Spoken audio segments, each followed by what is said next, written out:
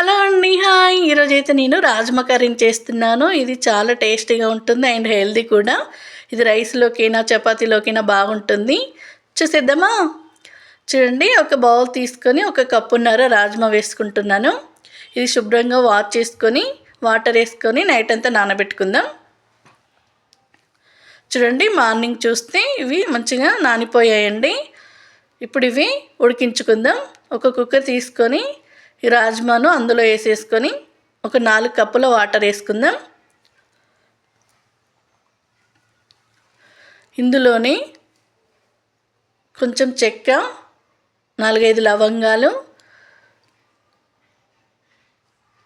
ఒక బిర్యానీ ఆకు, 2 ఇలాచీలు కూడా వేసుకొని ఒక 1/2 టేబుల్ స్పూన్ కారం, కొంచెం సాల్ట్ కూడా వేసుకుందాం. కొంచెం ఆయిల్ వేసుకొని ఒక స్పూన్ ఆయిల్ వేసుకుంటున్నాను. ఇప్పుడు ఇది మొత్తం మిక్స్ చేసుకొని కుక్కర్ మూత పెట్టుకొని ఒక 5 విజిల్స్ వచ్చే వరకు ఉడికించుకుందాం.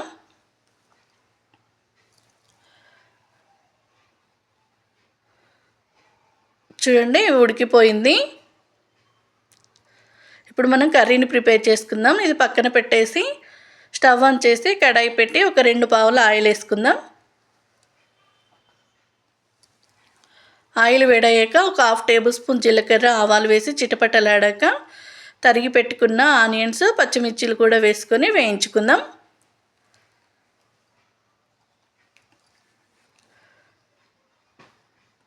చూడండి, ఇది బ్రౌన్ కలర్లోకి వచ్చే వరకు వేయించుకుందామండి.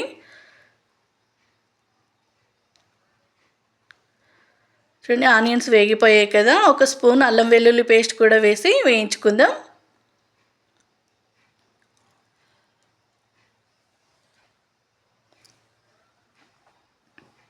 ఒక 2 రెబ్బల కరివేపాకు, కొంచెం పుదీనాను కూడా వేసి ఒక్కసారి వేయించుకుందాం.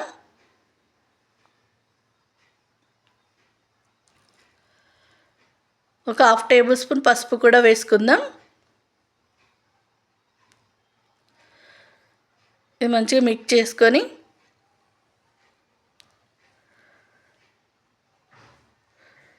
ఒక కప్పు టమాటా ప్యూరీని వేసేసుకొని మిక్స్ చేసుకుందాం.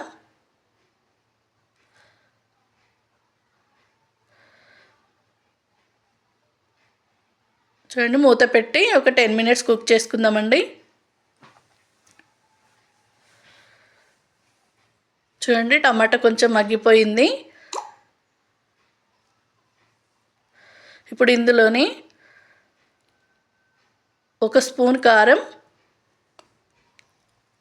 1/2 టేబుల్ స్పూన్ జీరా పౌడర్,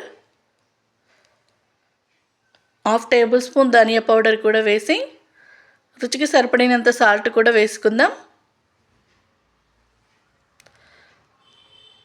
మంచిగా మిక్స్ చేసుకొని మూత పెట్టి ఒక 5 మినిట్స్ కుక్ చేసుకుందాం. చూడండి, టమాటా మంచిగా మగ్గిపోయింది. ఇప్పుడు ఇందులో మనం ఉడికించి పెట్టుకున్న రాజ్మాను కూడా వేసేసుకొని మిక్స్ చేసుకుందాం.